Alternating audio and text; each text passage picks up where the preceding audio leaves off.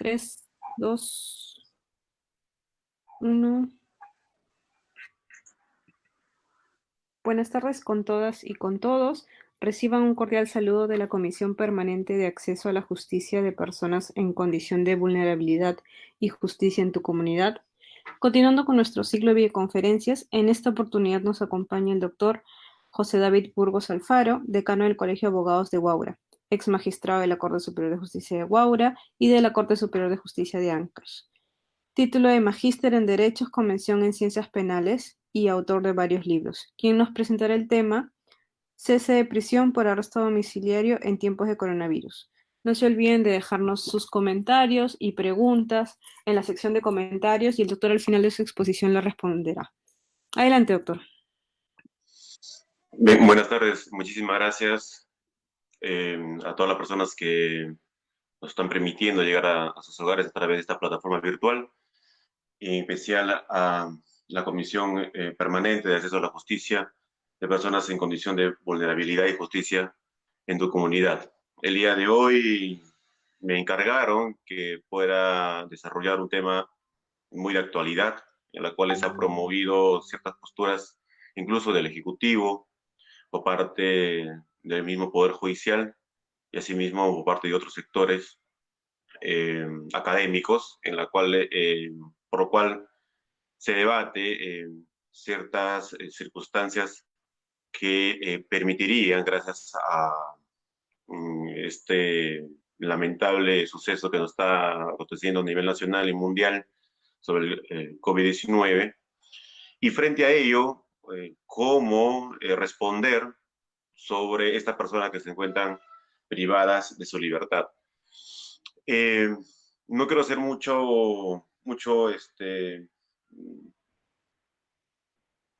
conceptos generales, quisiera realmente irme directamente al tema esencial. No sin antes tener en cuenta de que toda medida coercitiva, por la misma que su nombre mismo lo dice, es provisional, variable, instrumental, donde lo que busca tiene un objetivo, tiene una finalidad. Y siempre el juez, en el momento de imponerlo, tiene que tener en cuenta pues los fundamentos en los cuales se postula el ente persecutor, y a la vez también en contraposición lo que la defensa podría objetar sobre las mismas. Sin embargo, también tenemos nosotros como principios todas medidas coercitivas, las que se encuentran en el artículo 253. Y precisamente estos principios y finalidades, mayormente nos olvidamos de ello cuando hacemos cierta ponderación o cierto raciocinio para poder imponer la prisión, una prisión preventiva o cualquier otra medida coercitiva que establece el Código Procesal Penal. Y precisamente dentro de ella te establece y te hace recordar que siempre debe prevalecer los derechos fundamentales en el momento de la imposición de alguna medida que consideras que es necesario imponerse.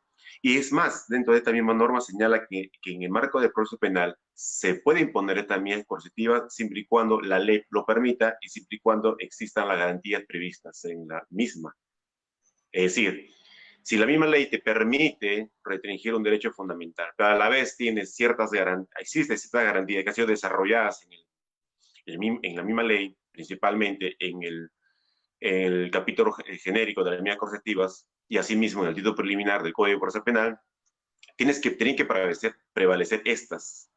Lo que, sin embargo, llama la atención que muchas veces estas no son tomadas en cuenta y siempre al final se llega a imponer las medidas más gravosas.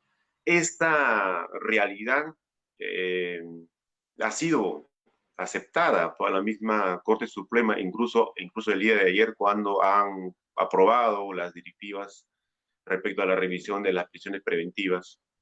Y asimismo ha sido también confirmado días atrás por la Defensoría del Pueblo, el mismo Poder Ejecutivo, el momento de emitir un proyecto de ley al Congreso. Todos reconocen de que, en primer lugar, existe tenemos un problema mayor que se inició del año 2010, reconocido recién en 2016, de los problemas que tenía el hacinamiento carcelario, pero de que no hubo un tipo de respuesta por parte del Estado en su oportunidad, que incluso se declaró en emergencia el año 2018, sin embargo, no hubo ningún tipo de política al respecto que pueda frenar este incremento excesivo de las personas dentro de los establecimientos penitenciarios. Y la historia de respecto a el arresto domiciliario, en verdad, aquí en el Perú, no ha sido muy buena. Y esto tiene mucho que ver porque a nivel nacional no hemos tenido, es decir, no se ha tenido en cuenta eh, que más bien la imposición de las medidas coercitivas mayormente han sido las prisiones preventivas. Eh, y que más bien muy poco se ha utilizado el respecto al arresto domiciliario. Tengas en cuenta de que el arresto domiciliario ha sido de una manera, tiene una historia un poco accidentada porque en el Código de Procedimientos Penales, esta incluso se imponía cuando ya se vencía o la detención preventiva, la prisión preventiva, y cuando ya no podía ponerse más de la que estaba establecida por ley, se convertía al arresto domiciliario. Y existían ciertos lugares donde no necesariamente este interno salía del penal y pasaba al domicilio para continuar con su arresto, sino había ciertos lugares donde se albergaba estas personas para que cumplan el arresto domiciliario, lo cual es también la Defensoría del Pueblo informaba en ese entonces, en el año 2013 aproximadamente, de que eso incluso vulneraba sus derechos fundamentales. Casas donde normalmente habían sido construidas para 8 o 10 personas, habrían 40 personas. Y así sucesivamente no tenía pues las condiciones necesarias para tener a estas personas privadas de su libertad, no en un penal, pero sí en un lugar diferente. E incluso también habían personas que cumplían arresto domiciliario dentro del mismo penal. No estaban en población, no estaban en área de prevención, pero de la misma manera, igual estaban en el penal y en el área de prevención tampoco no tenía pues, todas las condiciones adecuadas para mantener a estas personas. Luego de esto, cuando hubo una cierta modificatoria en el código, bueno, cuando hubo una vigencia parcial del Código Procesal Penal del 91, se consideraba el arresto domiciliario como una de las, como unas, como un aspecto más de las comparecencias, estaba dentro del rubro de las comparecencias, porque se consideraba, bueno, en ese entonces de que de una manera no se cumplían los presupuestos para poner la prisión preventiva y de una manera al relajarse de cierto modo estos presupuestos era posible la imposición del arresto domiciliario, tenemos en cuenta la condición particular de la gente, la condición particular del imputado. Eh, ya luego, el Código Procesal Penal, esto ya se consideró que verdaderamente la prisión preventiva y el arresto domiciliario tienen la misma condición, es decir, no es que se disminuya el presupuesto del peligro procesal, sino de que al cumplirse los 3 presupuestos de los 6.8, sin embargo, el juez considera que es necesario imponerse el arresto domiciliario porque cumple, conforme a la condición del mismo agente, la imposibilidad de trasladar a esta persona a un establecimiento penitenciario porque existe pues una pugna respecto al cumplimiento de la ley, es decir, la satisfacción de los presupuestos de los 6.8 para imponer la prisión preventiva y por otro lado las garantías respecto a la vida, a la salud de la persona en la cual iba a sufrir la privación de la libertad. Y consecuentemente tenía que imponerse el arresto domiciliario. En el Perú, lamentablemente, eso no se ha estado utilizando, muy pocas veces se está utilizando. Puede existir muchísimos factores por los cuales no se ha estado utilizando esta figura. Una de ellas es Por ejemplo, existían muchos problemas respecto a la vigilancia de estas personas en los domicilios, porque los domicilios consideraban que no eran los lugares adecuados, pero claro, yo no voy a construir una casa pensando pues que esa casa mañana más tarde voy a cumplir yo un arresto domiciliario en mi casa, ¿no? Entonces hacía un análisis previo al domicilio y informaban de que el domicilio no era apto para cumplir un arresto domiciliario. Eh, Entre otras cosas más. Entonces, se ha tratado de una u otra manera la posibilidad de poder imponerla el arresto domiciliario en el Perú, pero sin embargo ha sido muy escaso, muy mínimo, muy reducido. Pese aún a que existían ciertas condiciones especiales de la gente, del investigado, del imputado, que tenía, por ejemplo, mayores de 65 años, era madre gestante, tenía un tipo de enfermedad que podría agravar su situación dentro del penal, pero sin embargo, como ustedes han visto muchos casos que han sido transmitidos en redes sociales, pese a todo ello, han impuesto prisión preventiva. Entonces, esto ha generado, entre otras cosas más, una reflexión sobre la imposición del arresto domiciliario. Por un lado, eh, la ley, la rigidez de la ley respecto a estos supuestos. Y por otro lado, también si es que verdaderamente aseguraba o no la presencia o aseguraba o no que el imputado pues afronte el proceso custodiado, se podría decir así, dentro de su casa. Entonces, esto en la realidad al no cumplirse, entonces, pues, consecuentemente, la prisión preventiva sigue manteniéndose como la primera opción. Ustedes van a ver que la prisión preventiva, que es un tema que no debemos de entender, eh, pese a que siempre se dice que es la última ratio, la construcción sobre la prisión preventiva, la construcción sobre las medidas coercitivas, conforme al Código Procesal Penal, siempre se inicia con la prisión preventiva. Mucho más de que el legislador lo haya desarrollado así, siempre la dogmática, siempre los autores han considerado que la prisión preventiva es de última ratio.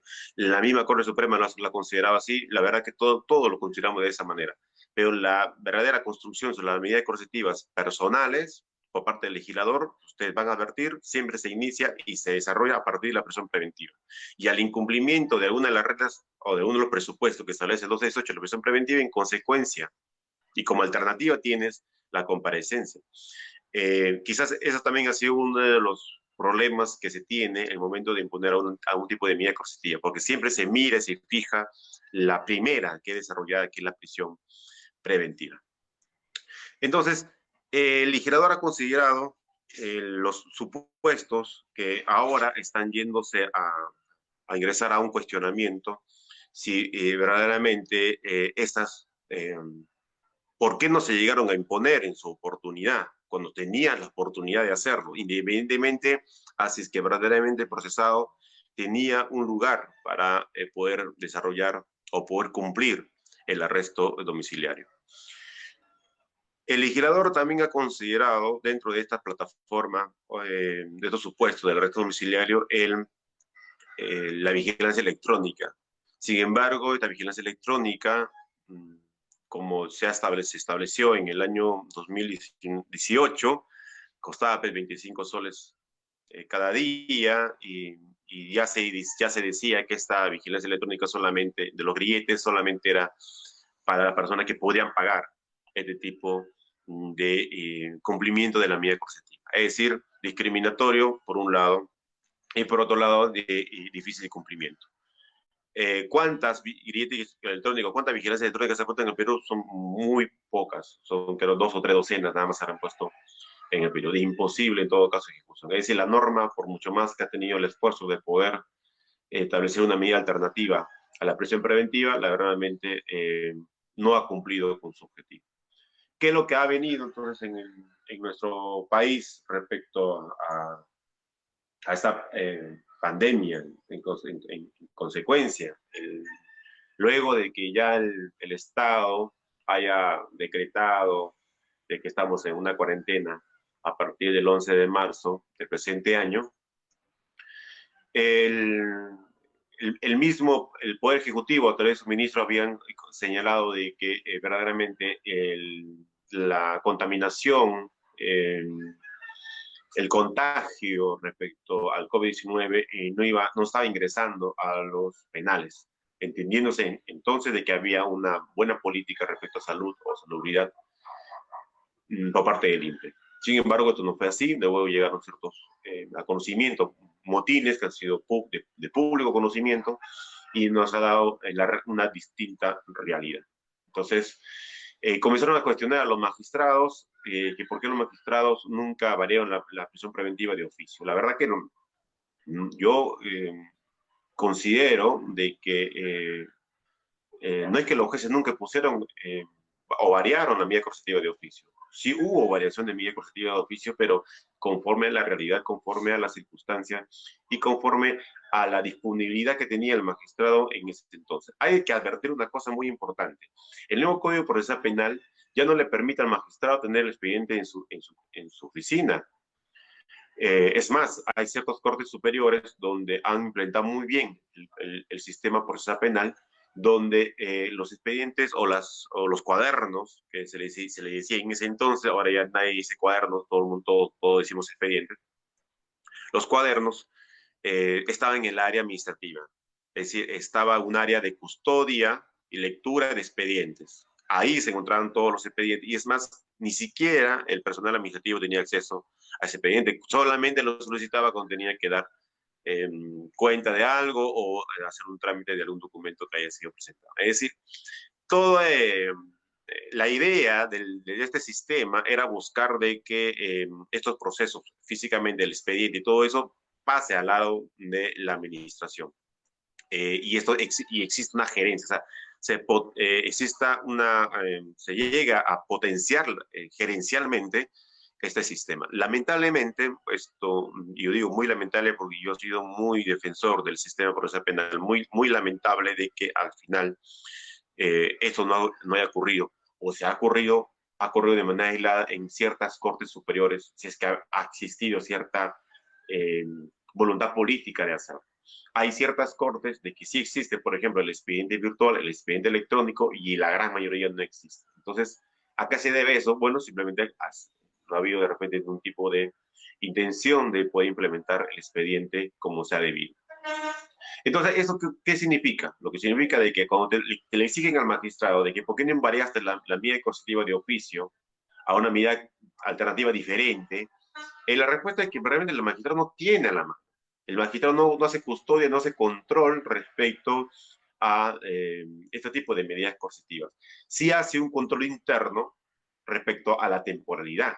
Y es por eso que yo digo de que el artículo 255.2, donde señala que el juez puede reformar de oficio la medida coercitiva, lo ha hecho. Cuando se ha vencido la prisión preventiva y el Ministerio Público no quiso o se olvidó o no quiso imponer una prolongación o cualquier otra, o el abogado tampoco se dio cuenta que se había vencido, el juez tiene la obligación de variar de oficio la prisión preventiva a una medida alternativa, la cual mayormente ha sido la comparecencia restrictiva. Nunca, no ha sido nunca el arresto domiciliario. ¿Y por qué no existe el arresto domiciliario? ¿Por qué no se ha impuesto el arresto domiciliario? Porque el arresto domiciliario y la prisión preventiva tienen la misma naturaleza. Es decir, yo no podría, es lo que ha ocurrido en el caso de Gutiérrez Pebe, donde el fiscal le solicita prolongación de prisión preventiva y a la vez existe un pedido de cese de prisión preventiva. Entonces el juez de primera instancia dice, yo no puedo imponer arresto domiciliario, variado por arresto domiciliario, porque no te voy a dar la prolongación. O lo que yo quiero entender de que, okay, quiero que se entienda de que yo voy a variar la prisión por arresto domiciliario siempre y cuando se mantenga los presupuestos de la prisión preventiva. No es que los presupuestos de la prisión preventiva se han relajado, sino puede ser ciertas condiciones en las cuales puedo yo analizar que esto se haya podido disminuir, pero puede existir también la posibilidad de que los tres presupuestos son los mismos y hacer los mismos, pero tenemos una consideración especial de particular de la gente, que es el tema de la enfermedad, porque está dentro de la población vulnerable, por tema de su edad, y adicionado al tema del COVID-19, entonces yo lo puedo variar. Pero sí, arresto domiciliario siempre y cuando todavía me quede plazo restante de la prisión preventiva. Es decir, si la prisión preventiva ya se venció, yo no puedo imponer arresto domiciliario, eh, sino, consecuentemente, tengo que poner comparecencia receptiva. Y eso es lo que ocurrió en el caso de PB, porque se rechaza la prolongación de prisión preventiva y, consecuentemente, se varía a una de comparecencia con restricciones, pese a que incluso él estaba en consideración vulnerable, tenía diabetes, eh, tenía más de 70 años, entonces tenía ciertas condiciones, pero al rechazarse la prolongación de prisión preventiva, entonces se varió a comparecencia con restricciones. Eh, yo considero de que las causales en las cuales debe tener en consideración el juez de la investigación preparatoria para poner el arresto domiciliario no necesariamente deben estar dentro de los supuestos del artículo 290, porque el artículo 290 del Código de Procesal Penal te dice de que hay ciertas condiciones para poder imponer la detención domiciliaria. Dentro de estas condiciones está, por ejemplo, el mayor de 65 años. Entonces el juez, como dice 65 años, la persona que tiene 64, tiene 63 años, no se le impone detención domiciliaria. Entonces es un error, porque el uso de la OMS, el Ministerio de Salud ha señalado que las personas vulnerables son a partir de los 60 incluso, y otros países y otros estados hablan que realmente la condición de vulnerabilidad es a partir de los 60 años. En nuestro código se habla de 65. Es más, en la directiva que ha sido aprobada por la Corte Suprema también menciona 65 años. Pero yo considero que debe tenerse en consideración de que esto verdaderamente no es un límite cerrado. O sea, este tema de la edad es una circunstancia que debe ser evaluada conforme al caso concreto. Porque es posible de que esta persona tenga 62, 63 años, tenga cierta enfermedad y a la proximidad de los 65 se le puede dar también la detención domiciliaria. También se habla de que adolece una enfermedad grave o incurable. Entonces ahí viene nuevamente el entrampamiento del debate. ¿Qué cosa es una enfermedad, qué cosa es una enfermedad grave? ¿Qué cosa es una enfermedad incurable? En el caso particular en la posición, en la condición en la que estamos nosotros por esta pandemia mundial, el MINSA publicó y aprobó la atención y manejo clínico de casos de COVID-2019, escenario de transmisión focalizada, donde consideró estas enfermedades: hipertensión arterial, diabetes, enfermedades cardiovasculares, enfermedad pulmonar crónica, cáncer y otros estados de inmunosupresión. Estas circunstancias se debe tener en consideración independientemente incluso también lo que es la obesidad mórbida. Estas enfermedades se debe tener en consideración porque ya se ha advertido y se ha concluido que el 70% de las personas que sufren este tipo de enfermedades llegan a ser contagiadas de coronavirus. Lo que lo encuentras en una población vulnerable. Entonces, este análisis conclusiones, conceptos que son totalmente científicos, debe el juez tener en cuenta para variarse si se considera la prisión preventiva a una detención o imponer en todo caso una detención domiciliaria. También señala cuando sufre, dice el 290 del Código de Procesal Penal, cuando sufre grave incapacidad física permanente, obviamente porque no se puede desplazar. Entonces es imposible. Imagínense cómo son las cárceles en el Perú a la sobrepoblación. Tenemos 140% de sobrepoblación, lo que significa de que en una carceleta donde podrían entrar 7, entran 14, entran 18, y ahí mismo también tienes, en ese mismo lugar hacen sus necesidades fisiológicas Y es imposible entonces de que una persona que no puede desplazarse de un lugar a otro pues esté en ese tipo de hacinamiento, en un establecimiento penitenciario.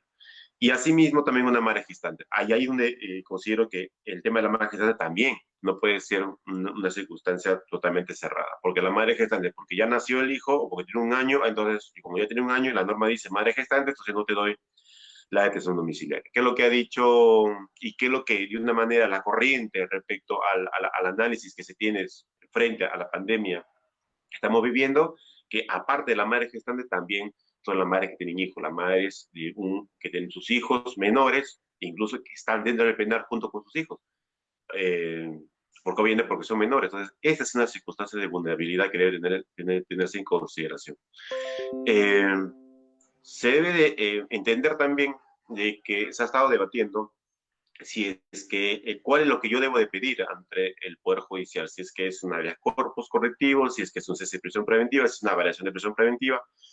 Yo, la verdad, siempre yo estoy considerando muy particularmente a la posición de otros colegas, que cuando ya tienes, ya haces un impulso sobre un proceso y le pones el conocimiento al juez de garantías, al juez constitucional, o sea, el juez de la investigación preparatoria, que es juez constitucional también, respecto a esta circunstancia, el juez de oficio tiene que abocarse y analizar el contexto de todo el proceso. No podría un juez, sería inaudito que un juez rechace el claim improcedente si no sabe que no es ese, si no es habeas corpus, o no es habeas corpus si no es ese. A menos ya no en estas circunstancias. Sabemos que inicialmente se ha estado rechazando ciertos habeas corpus porque, y es verdad, porque en ese entonces, antes del 30 de marzo, se consideraba de que la enfermedad no había pasado los muros de los establecimientos penitenciarios, pero ahora ya sabemos que es una realidad totalmente diferente. Entonces, sería imposible que un juez constitucional advierte señales es que el tema de tu pedido no puede ser resuelto porque debe ser, tienes que pedírmelo de otra manera, ¿no? Ahora, obviamente, que dentro de la naturaleza misma de la solicitud, tiene que tenerse en cuenta que, obviamente, el habeas corpus correctivo lo que busca es de que tratar de darle una mejor condición, y que no es en sí libertad del interno, sino una condición, una mejor condición o garantías a su internamiento, lo que promovería precisamente no el traslado de esta persona de un penal a otra, porque obviamente todos los penales están sufriendo también esta pandemia, sino en un lugar diferente que, como ya dijimos, podría ser el tema de detención domiciliaria. Eh, el tema del cese de prisión preventiva, que es el punto del, del día de hoy, parte asimismo por debatir si es que realmente estamos a nuevos elementos de convicción. Cuando se ha estado escuchando estas últimas semanas, es un elemento de convicción, no es un nuevo elemento de convicción eh, respecto a lo que es la pandemia. Primero que entendemos que el 283 del Código de Procesal Penal le exige a través de este instituto de cese de prisión preventiva al solicitante de que presente nuevos elementos en las cuales el juez en su oportunidad no lo tuvo en cuenta, o sea, no lo evaluó, no lo valoró, eh, no lo tuvo frente. Eh, y esto se ha estado debatiendo incluso que el elemento es un documento, que el elemento es algo físico, que el elemento es algo que le motive al juez, varía en todo caso su decisión anterior. Eh, bueno, tenemos una casación de Piura también al respecto, la casación 391-2011, donde esta casación, estableciéndose como doctrina jurisprudencial vinculante, señalaba lo siguiente, el 2.9. Hay que ver muy bien esto porque no van siguiendo tapando si realmente lo que es la pandemia, los problemas que tienen los establecimientos penitenciarios y otras circunstancias más, sean valorados como elemento de comisión o no, no vamos a centrar respecto a eso y no nos vamos a centrar sí, respecto a la vida o la salud del interno. Yo creo que es algo que deberíamos simplemente cerrar esta brecha y simplemente pasar al tema de fondo, que es precisamente el motivo en el cual la persona pidieron el cese de prisión preventiva. El 2.9 señala lo siguiente: la cesación de la prisión preventiva requiere una nueva evaluación. Eso es correcto. Este es, se podría decir, es como si fuese es como un reexamen. Yo voy a nuevamente examinar lo que yo ya examiné en el momento que se impuso la prisión preventiva. Tenemos en cuenta que lo que se resolvió en su oportunidad. Sin embargo, puede existir un dato, un hecho, una circunstancia que posibilite la modificación, no de los tres presupuestos, puede ser cualquiera de los tres, pero lo importante es que eso sea tan fuerte, tan relevante, que permita variar la prisión preventiva. ¿Se dan cuenta qué tan fuerte es ese elemento? Porque la norma no te dice que son en plural, o sea, la norma no dice que tienes que tener varios, basta con que tengas uno, pero ese uno tiene que ser tan fuerte en la cual permita una persona tener la libertad, o en todo caso, ser egresado de un establecimiento penitenciario y variar su situación jurídica, de repente no de prisión preventiva, sino a detención domiciliaria. Entonces, debemos entender una cosa. ¿Qué cosa es un elemento de convicción? Si no sabemos qué cosa es un elemento de convicción, ¿qué hacemos debatiendo qué cosa es un nuevo elemento de convicción? No podríamos debatir qué cosa es un nuevo elemento si no sabemos qué cosa es elemento de convicción. Y ahí debemos de partir una cosa. Una cosa es elemento y una cosa es convicción. ¿Qué cosa es elemento y qué cosa es convicción? El, el elemento, conforme lo establece la RAE, es una parte, dice. Es un que junto con otras partes constituye una base de una cosa o un conjunto de cosas materiales. A la vez también señala que puede ser un medio en la cual es el medio en que vive un ser. Puede ser el agua, que es el elemento de los peces, el aire, que es el elemento de las aves. Así, por ejemplo, considera que el elemento como parte de algo puede ser elementos arquitectónicos, elementos decorativos, simbólicos, etcétera. Entonces, si ese es un elemento, elemento es una parte de algo, el elemento es un instrumento, es un medio en la cual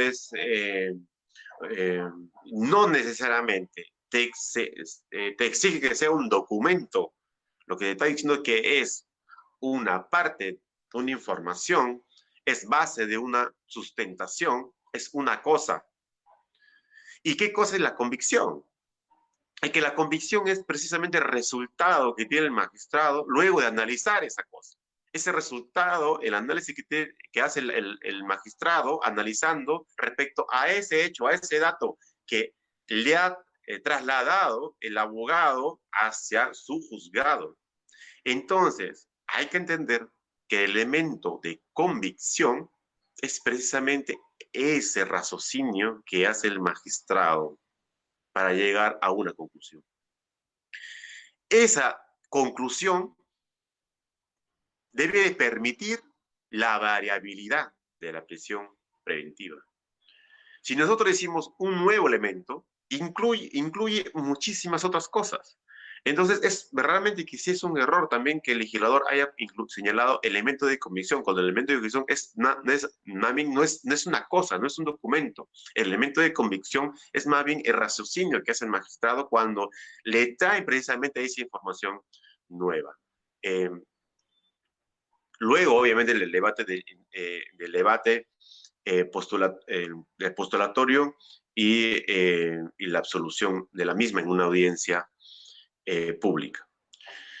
Bueno, entonces, el nuevo elemento puede ser la circunstancia que ha ocurrido en nuestro país y en el mundo, es un hecho. Siendo un hecho, entonces, sí puede ser analizado, sí puede ser un elemento de convicción al juez. Ese elemento de convicción que precisamente le haga convencerse que la prisión preventiva no puede continuar y que más bien debería ser variada a otra una alternativa sustitutiva, como en el caso de la detención domiciliaria. Y como ya dijimos, solamente es cuando todavía el plazo de la prisión preventiva aún no se ha vencido. Siendo esto así, entonces tenemos que tener en consideración que, las pruebas o qué es lo que se llega a probar en el proceso. El artículo 156.2 señala que hay cosas que no se deben de probar. Y precisamente lo que no debe probar dentro de todas ellas es lo notorio. Entonces, no se le puede exigir al abogado que presente como nuevo elemento de convicción un informe de alguna entidad científica o médica señalando de que realmente estamos en una situación de pandemia. Porque esto es de público conocimiento. Las resoluciones administrativas, los decretos de urgencia, los decretos supremos que han sido comunicadas a nivel nacional es de público conocimiento. Los motines en las cárceles es de público conocimiento. El problema del hacinamiento carcelario, la sobrepoblación es de público conocimiento. Los datos han sido publicados por autoridades, por entidades autónomas, obviamente. Es de público conocimiento. Entonces, ¿qué cosa es lo que entonces debería de analizarse? Lo que ustedes han advertido, lo que ha ocurrido, estas variaciones de la prisión preventiva por detención domiciliaria, mayormente, casi todos han estado enfermos. Casi todos han estado enfermos.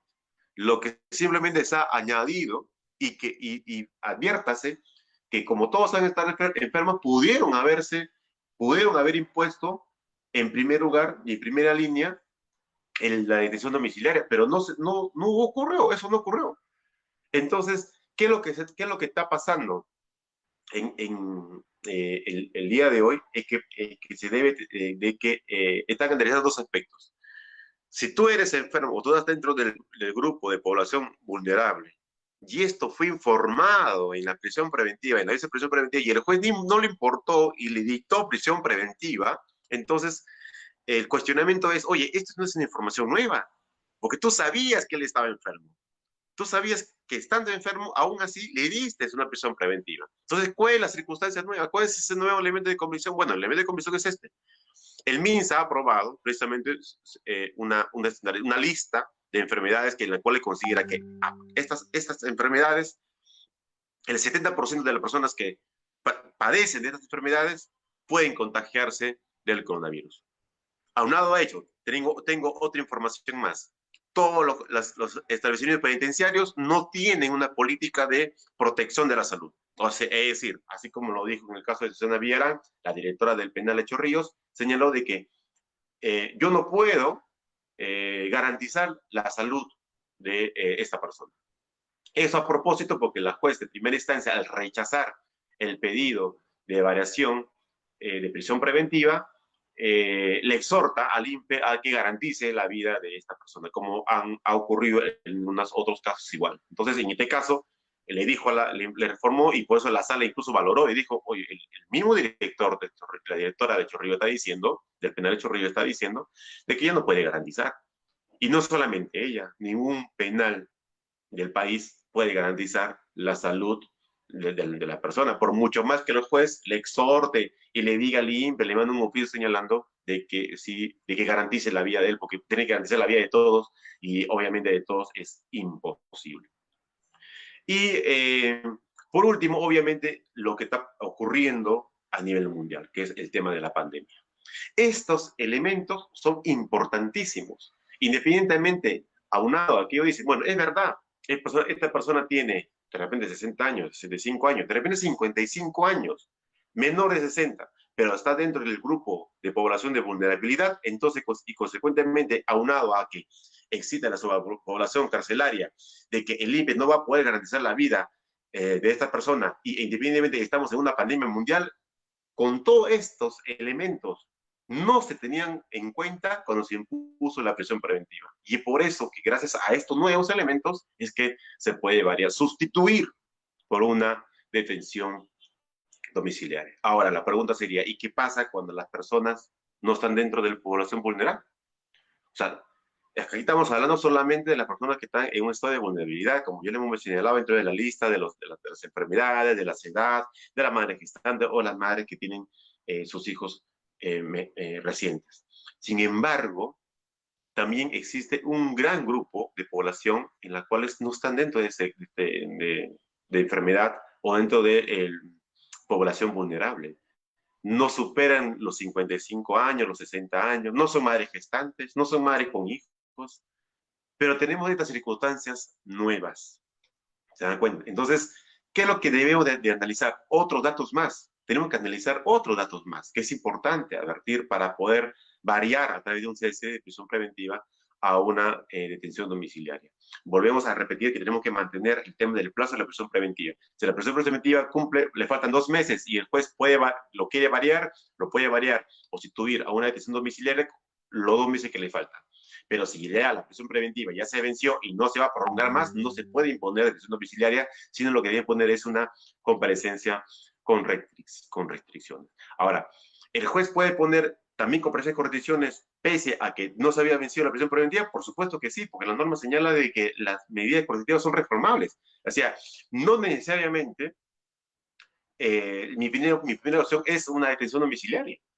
Hay que advertir que cuáles son realmente las opciones que justifiquen, en primer lugar, el mantenimiento de una medida coercitiva genérica, general, cualquiera que sea, y esta realmente asegure la presencia de la persona en el proceso que todavía falta culminar. Entonces, ¿qué hacemos con estas personas que no están dentro de la población de vulnerabilidad? Hay que analizar otras cosas más. ¿Cuáles son esas cosas más? La temporalidad. Si yo tengo una prisión preventiva de 9 meses y se cumplió 6 meses, y en esos 6 meses el imputado, el interno, no hizo absolutamente nada que vaya a obstaculizar la investigación y todo lo demás, el abogado tampoco hizo lo mismo. Pasaron 6 meses y no hubo ni una actividad para llevar a cabo el juicio. Entonces la pregunta ¿es necesario esperar 3 meses más sabiendo las circunstancias en las cuales se tiene en nuestro país? No podemos decir que verdaderamente esto termina el 10 de mayo. Ya incluso el día de hoy el Ejecutivo ha señalado que se va a ampliar por 24 de mayo. ¿Podemos decir que 24 de mayo se acaba la cuarentena? Quizás sí, pero se acabe la epidemia, se acabe la pandemia, quizá no. Entonces, no sabemos cuándo verdaderamente se va a reactivar, ¿no? En su total normalidad la administración de justicia. Entonces, si nos faltan 3 meses, no estás en un estado de vulnerabilidad, pero me faltan 3 meses para la prisión preventiva. Sé que en 3 meses está difícil que se lleve a cabo el juicio. Voy a decir, no, sabe que no tengo prisión, voy a esperar que cumpla los 3 meses. Pero oye, ¿y estas circunstancias que tenemos, cuáles son? Volvemos a repetir, el problema del carcelario, la sobrepoblación, la imposibilidad del INPE de garantizar la vida de los demás y obviamente la pandemia son circunstancias nuevas que deben tener en consideración. Es decir, estas circunstancias nuevas, a no ser parte de estas personas dentro del grupo de población de vulnerabilidad, tiene que tenerse en cuenta la temporalidad. Temporalidad. Personas que y analizándose en todo su contexto. Personas que quizás le falten 1 mes, 2 meses, 3 meses, o quizás 5 o 6 meses, donde se sabe de que, por un lado, todo el tiempo que llevó a cabo la presión preventiva, el Ministerio Público quizás no hizo la actividad que debía haber hecho, los actos procesales que debieron haber hecho, no los hizo. Y analizando lo que, imagínense que en una vida, cuando la vida era normal, se podría decir así, no lo pudo hacer, va a ser quizás mucho más difícil que lo haga incluso en estos meses que van a seguir. Consecuentemente, ¿por qué mantenerlo incluso privado de su libertad? Todas estas tienen que también que analizarse para poder variar la prisión preventiva por detención domiciliaria. Hay que advertir también, por último, para terminar, de que no necesariamente lo que el abogado pide, el juez se lo va a dar. Es decir, no es que estamos diciendo de que los 97.000 internos deben salir libres. Estamos simplemente contestando las circunstancias que deben ser analizadas en un contexto particular e individual de los procesos que se tiene en nuestro país. Teniéndose siempre en cuenta, obviamente, el tema de la objetividad y la independencia e imparcialidad que tienen los órganos jurisdiccionales. Bueno, no sé si de repente algo me faltó, se me olvidó por ahí. Yo les agradezco la oportunidad nuevamente a la Comisión Permanente, al Poder Judicial, a las personas que se contactaron conmigo para poder llevar a cabo este evento a través de esta plataforma virtual y estamos para lo que eh, se nos quiera, se nos quiera decir. Yo estoy acá a la expectativa. Muchas gracias. Agradecemos al doctor José David Burgos por su excelente exposición y les agradecemos a todos y a todas ustedes por su atención. Muchas gracias y buenas tardes.